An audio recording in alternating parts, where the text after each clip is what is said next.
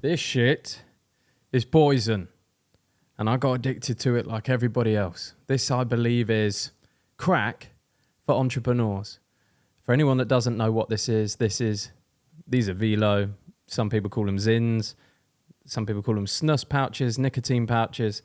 They're a form of nicotine that you put in your gum, and it gives you a buzz. It gives you a small high. It gives you some increased focus, some energy. And I remember I first started taking these about over a year ago now.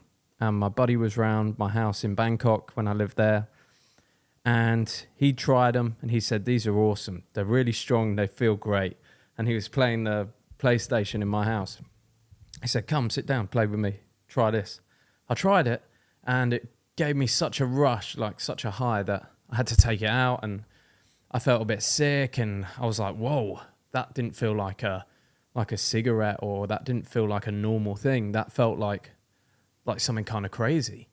And it was something like a 25 milligram snus I'd had for the first time. And so after that, I ended up doing these things. And I found at the start that I could focus for a little bit longer, that I wasn't so distracted, and that I was more willing to sit down and work. And that's what most people say about these things. They talk about nicotine being this amazing drug, this amazing thing that helps your brain, helps you focus. And Andrew Huberman goes on about it. And I think that's a massive problem. People have made these super sexy, and I'm going to tell you why you need to quit them, how I've quit them, and how it's massively benefited my life, and why these things are not a godsend, why they're not the best thing in the world, and why they're actually probably stealing a lot of your life force and energy. And yeah, how I've managed to get off these things. So nicotine pouches, as of 2 weeks ago, I was doing these Velos, 18 milligrams, probably 10 to 20 of them a day, which if you look at the amount of nicotine in a cigarette is crazy. It's like 2 milligrams in a cigarette. It's 18 in this. I was having 20 of these a day sometimes, a whole pack. That is an absurd amount of nicotine. And I'm not the only one. I'm not the only person doing this. In the USA, you only have like 3 milligrams and 6 milligrams. That's not as bad, I guess. But anywhere else in the world, we're doing the proper ones, and it's messing us up. And I got so addicted to these. Like, could not stop doing them. And these are some of the sort of negatives of doing these things. So at the start, you get this buzz of motivation. And the reason that happens, just so you understand I think it's pharmacology or the hormone releases, these drop out a shit ton of dopamine, and they also boost your adrenaline. So they make you feel fight and flight. They make you go, boom, dialed in. Big rush of dopamine, same stuff that cocaine dumps into your brain is dopamine. Which is why I call these things crack, because they genuinely are. So you get a big rush of dopamine, adrenals go up, big rush of adrenaline, and you sit down, you play a bit of work, bang, done, yeah, let's have another, boom. Don't need to eat, don't need to sleep. Fantastic, but it's not really fantastic, is it? Because what goes up, I've found time and time again, must come down. And I didn't want that come down to happen, because I noticed if I stopped taking these, I would feel sad and I would want to cry and not do any work. So you get stuck in a cycle, because every time you do something positive, especially if you're an entrepreneur, most of the guys I know have taken these or try these inside the New Elite R network. Other entrepreneurs I know, high-level guys, take these for work and they get hooked, same as me. Because every good thing you do at work becomes associated with one of these. Every sale becomes associated with one of these. And you're building up this huge neural pathway to, this thing is a positive aspect of my life. This thing is everything I take when I win. Like, this is my winning drug, is basically what this becomes solidified at, which is why it's dangerous, and you don't realize how much it's actually stealing from you at the same time. So I got to the point where recently I've been having my blood work done and I've been having my health checked, because I haven't felt right for a while. I've not felt, I've had basically a super high sex drive my entire life. That's all but gone. I could still do it. When I see my girlfriend, I can do it. No problem there. But I was horny as a butcher's dog. Like, that's who I am as a person. And I haven't had that for like the last 3 or 4 months. So I was like, okay, that's a bit weird. I do my blood work, testosterone, fucking amazing, great. A couple of other markers in my blood that are a bit worrying. High prolactin, okay, what's that about? Estradiol high, what's that about? And so I had that issue. And then I was like, I've been not wanting to go to the gym for a year. This is someone who's obsessed with the gym. And I've still been, like most days. I'll still go to the gym, but I'll do it in 30 to 45 minutes and I won't enjoy it.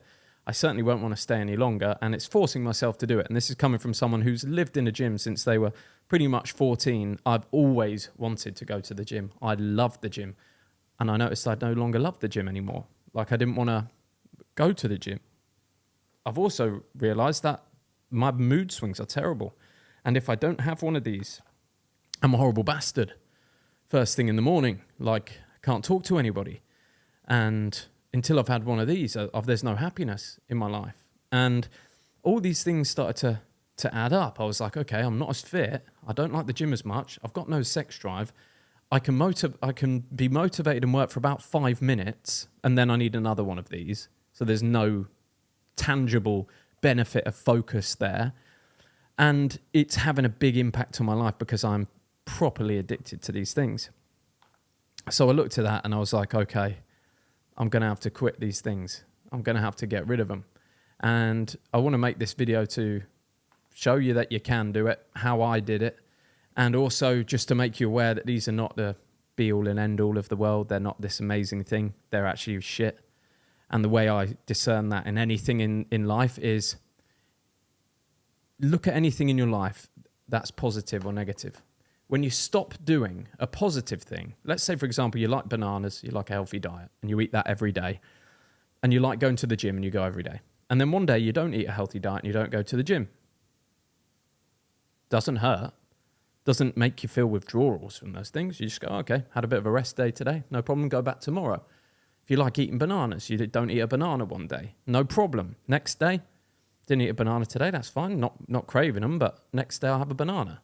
They're healthy things in your life. Same with water. I didn't have so much water today. I'll have some tomorrow. Not craving it.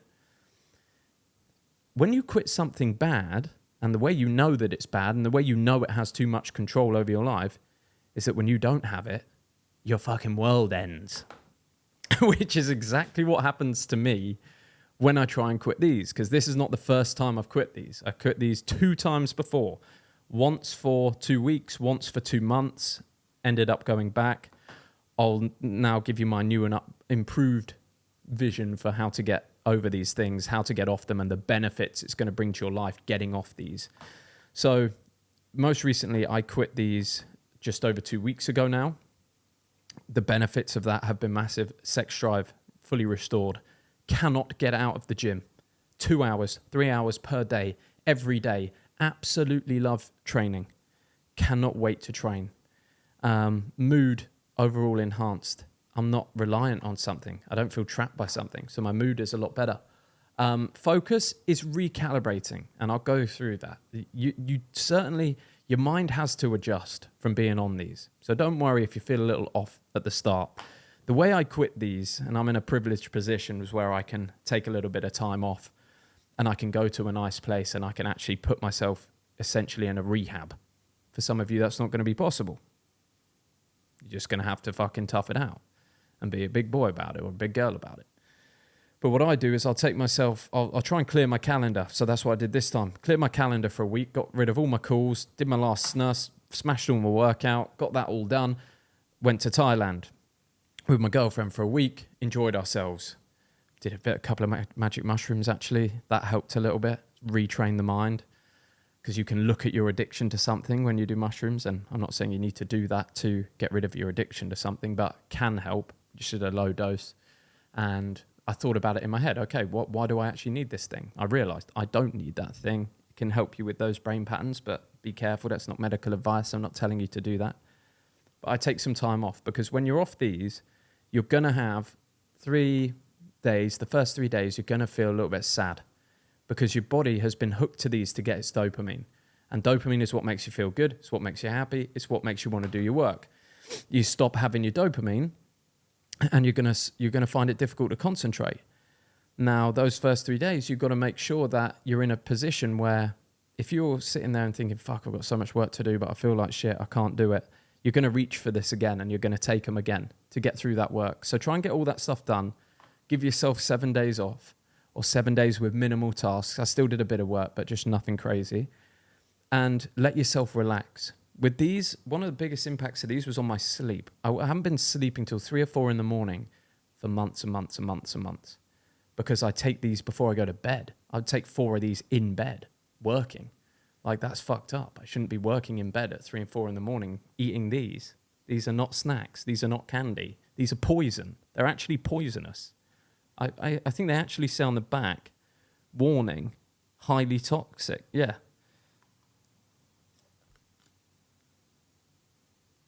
I can't read that. It's not in my language, but basically they're poisonous. They literally have a warning that says poison. Well, I've digressed. So day 3, you're going to feel pretty bad.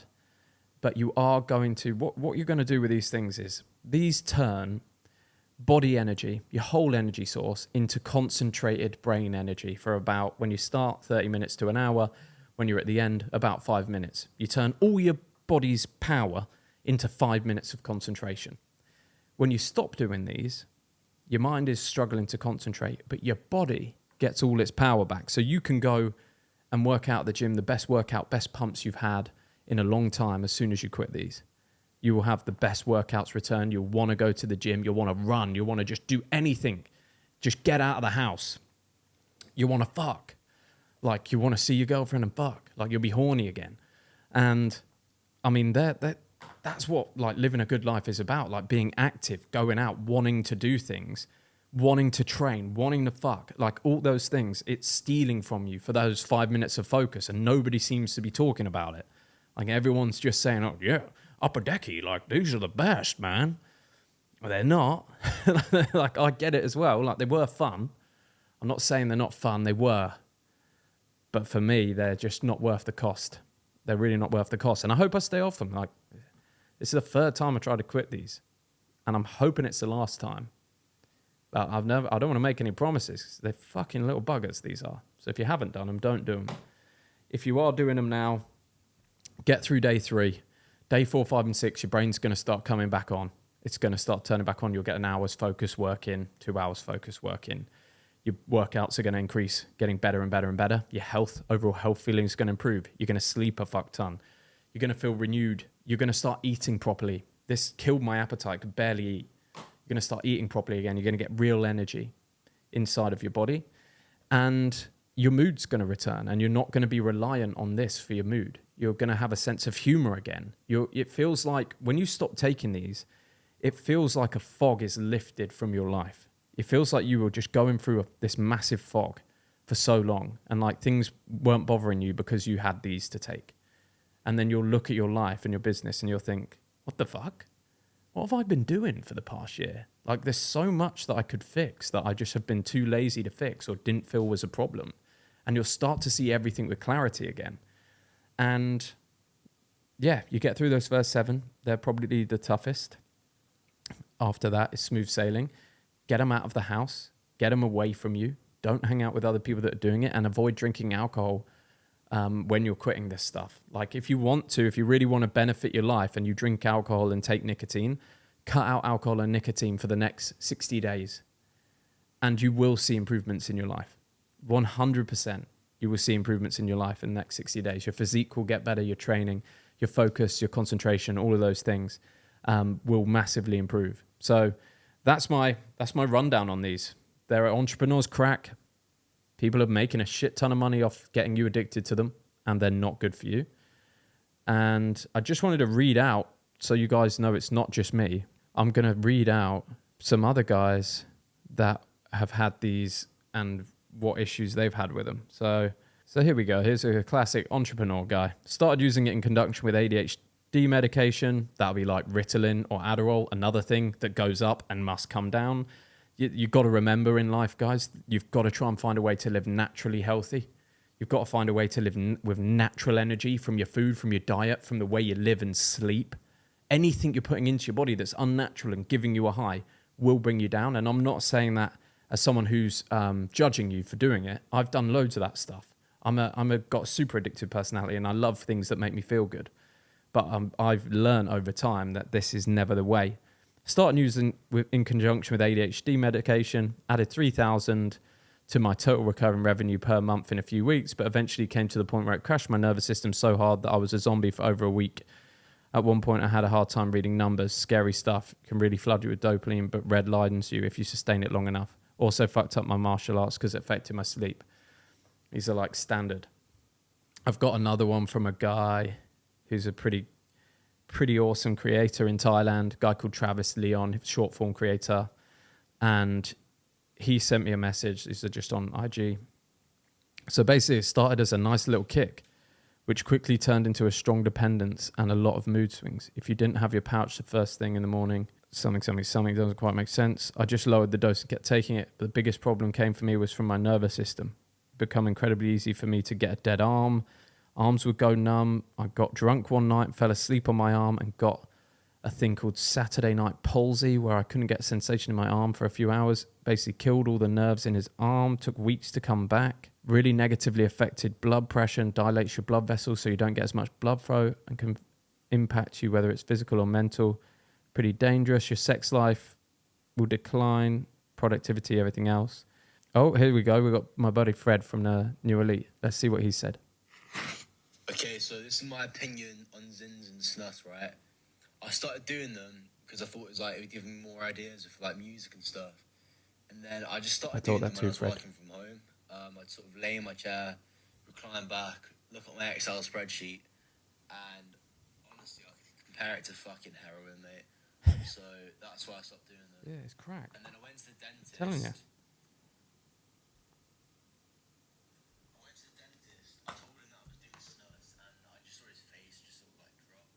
Fresh pack. He looked really concerned. Not doing it. And then he spent about 5 minutes checking my gums and everything, just in case I have some sort of mouth cancer or anything like that. And also, it is bad for your gums because I'd have like these white patches. Oh, bad for your gums, mate. My gums are gone. 1 year of these heavy things, my gums are fucked. They've come off. My teeth are, not ideal, mate. Really not ideal. I'm telling you. And obviously, that can be the start of like gum disease. I've got gum disease. And my gums started bleeding out of sort of nowhere. Yeah, mine are bleeding too. It made me want to quit the gym. It made me just fucking lazy, if I'm totally honest. Yeah.